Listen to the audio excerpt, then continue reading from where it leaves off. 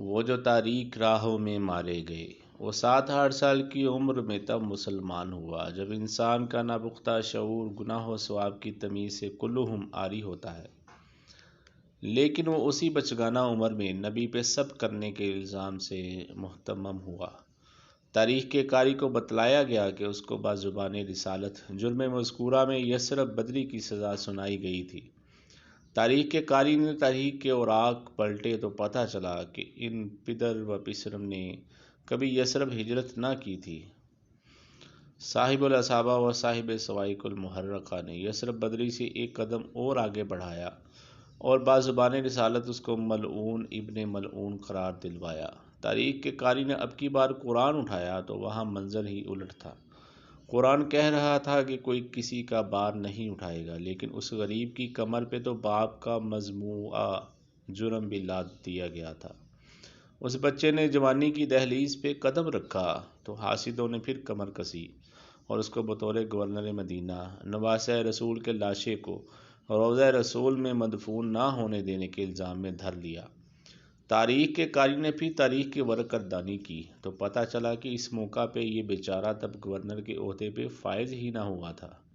اس جوان کے ابھی امتحان ختم نہ ہوئے تھے۔ یہ جوان شہادت عثمان کا بھی مرکزی ملزم ٹھہرا۔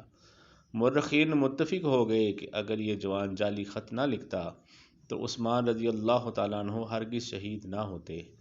تاریخ کے قاری نے قلم ہونٹوں میں دباتے ہوئے سوچا، امر باعث استجاب ہے۔ شہادت عثمان کے بعد اس جوان پہ قابو پانے کے باوجود کوئی باغی اتنے بڑی مرکزی مظلم کو ٹھکانے نہیں لگاتا۔ اللہ اپنے بندوں کو آزماتا ہے۔ اگر بندہ آزمائش میں صابر شاکر رہے تو اپنے انعامات سے نوازتا ہے۔ یہ جوان اللہ کی ہر آزمائش پہ شاکر رہا۔ اس جوان کا دور ابتلا ختم ہو چکا تھا، اب اللہ کے انعامات شروع ہونے کی باری تھی۔ پھر اسی جوان پہ اللہ رب العزت کے کرم و فضل کی بارش ایسی برسی کہ اس جوان کے مقدر میں عین عالم شباب میں شہر نبی کی گورنری لکھ دی گئی۔ اسی جوان کے مقدر میں بطور حاکم مدینہ ام المؤمنین سیدہ حفصہ رضی اللہ تعالیٰ عنہ اور سعد بن ابی وقاص رضی اللہ تعالیٰ عنہ جیسے جلیل القدر ہستیوں کا نماز جنازہ پڑھنا لکھا گیا۔ اسی جوان کو داماد نبی سیدنا علی المرتضیٰ رضی اللہ تعالیٰ عنہ کی جہاں دیدہ نظر نے اپنا داماد چنا۔ سیدنا معاویہ رضی اللہ تعالیٰ عنہ جیسے زیرک حاکم کی نگاہ انتخاب نے اس کو امیر المؤمنین بنانے کا قصد کیا۔ امام مالک نے اس کو فقہائے مدینہ میں شمار کیا۔ سلطان المحدثین امام بخاری نے اپنی اصح ترین کتاب میں اس ثقہ و فقیہ جوان کی روایات نقل کی۔ خاندان علویہ نے اسی جوان کے خاندان کو سلسلہ مساہرت کے لیے پسند کیا۔ اسی جوان کے خون سے عمر بن عبدالعزیز جیسا متقی و منصف حکمران پیدا ہوا۔ اسی جوان کے خون سے ہشام جیسے ذی ستوت حکمران نے جنم لیا۔